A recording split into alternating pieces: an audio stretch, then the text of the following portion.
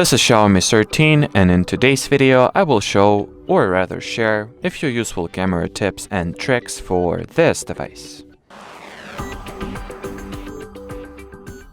So, without any further shenanigans, let's jump straight into it. So, in the beginning I wanted to explore, together with you guys, a few useful, or interesting rather, camera modes.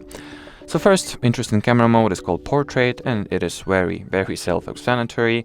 It allows you to take a portrait, pictures of people mainly, or you can also take the portrait pictures of objects as well. Like for example here, I took the portrait photo of this little logo, so its background is blurred, as it always is with portrait pictures.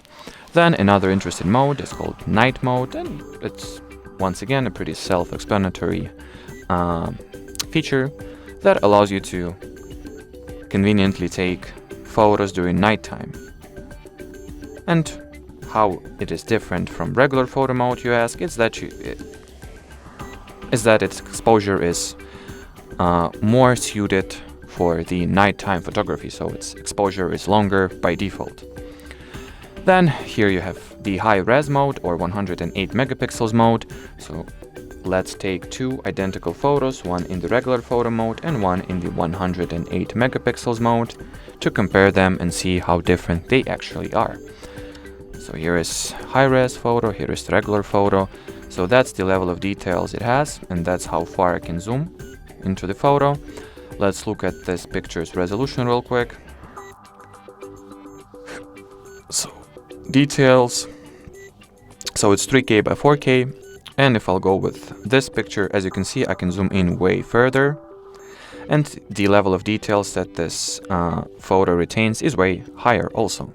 And if we will open the photo details, you'll see that its resolution is 9K by 12K, so it's 3 times as big as the regular photo mode. So if you would like to for your photos to save as many small tiny details as possible, I think, well, 108 megapixel mode is a way to go.